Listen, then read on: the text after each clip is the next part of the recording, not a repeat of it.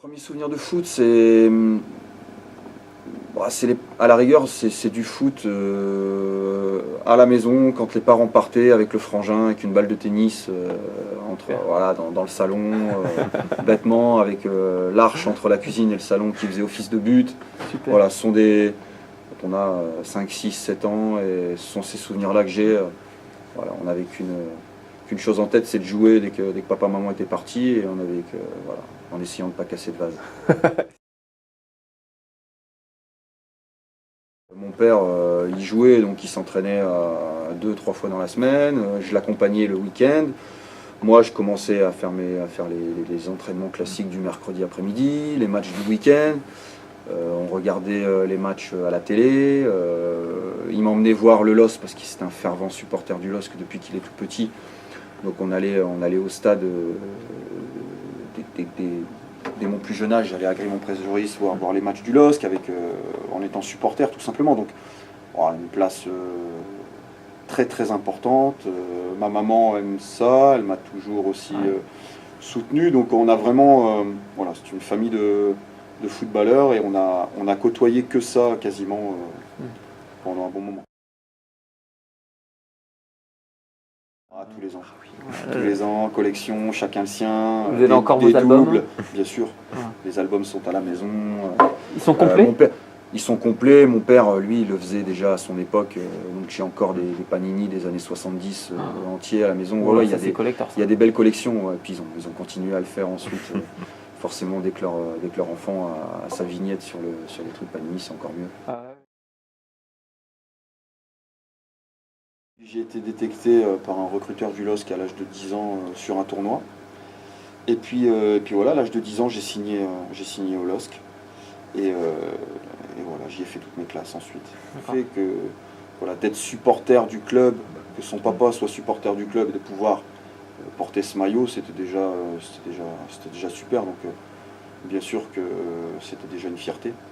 Après, ça vient tout doucement ensuite, quand à l'adolescence, là, on commence à se rapprocher du haut niveau, là on commence à y penser. Maintenant, à l'âge de 10 ans, on ne pense pas forcément à plus loin que de jouer. On commence à rencontrer les pros sur des Noëls, être au quotidien avec eux. On commence à les voir au stade, mais de manière un peu plus différente. C'est-à-dire on est moins supporter, mais on est un peu plus observateur, on commence à s'intéresser aux mécanismes du métier plus qu'à être supporter. Et on se dit, on aimerait bien y être à leur place. Et à partir de là, oui, on commence à s'imaginer. Les entraînements, il y en a de plus en plus.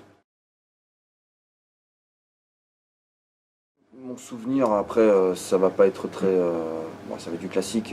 Je veux dire, j'étais sur le terrain. C'est la finale de la Coupe de France. Voilà, le plaisir avec la communion avec les gens. Ce titre que le club attendait depuis longtemps, que les supporters attendaient depuis longtemps. De pouvoir être sur ce terrain, de porter cette coupe à ce moment-là, il n'y a pas mieux. Voilà, pour moi, c'est même plus fort que le titre de champion. Après, forcément, ils vont de pair. Mais voilà, cette victoire en Coupe de France a été un moment magnifique. C'était un moment génial.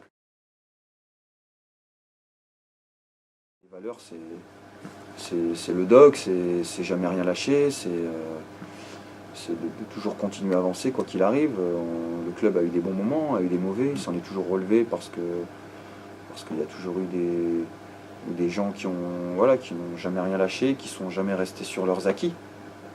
Et c'est surtout ce qu'il ne faut pas perdre, parce que quand on voit le club a évolué par rapport à il y a 10 ans, le club a évolué, on est dans un contexte magnifique, avec un stade magnifique, des installations magnifiques. Et il ne faut pas perdre de vue d'où on vient, qu'il faut continuer à travailler 2 fois plus dans ces conditions-là, sinon on s'endort. C'est ce que je disais à Monaco. C'est qu'à un moment donné, ces clubs-là, c'est tellement tout beau, très beau, qu'à un moment donné, on pense un peu moins au football, on pense à un peu moins en faire. Et un jour ou l'autre, ça se paye. Donc il ne faut surtout pas perdre ses valeurs.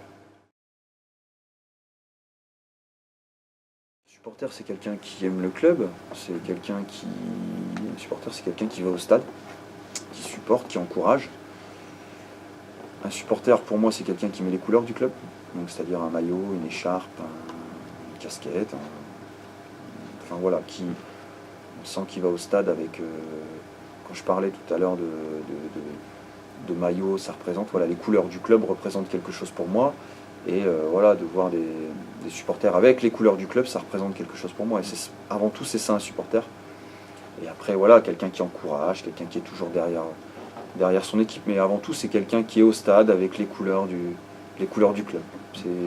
C'est l'image que j'ai du supporter. Évidemment que voilà, les supporters ont un poids. Parfois, ils l'utilisent à bon ou à mauvais escient. C'est le cas dans tous les clubs. Mais oui, bien sûr que des décisions sont prises à cause ou grâce aux supporters. Et les supporters ont du poids, et les supporters, forcément que s'ils grondent, la direction est obligée de l'entendre. Et voilà, ça peut influencer des choix. Oui. Et comment le club prend en compte ses supporters aujourd'hui? Ils ont une relation, ils vont les rencontrer. Ils vont rencontrer les directeurs de clans. Ils échangent, ils essayent de leur ouvrir les portes aussi, d'échanger avec eux, de les rencontrer lors des entraînements ouverts au public.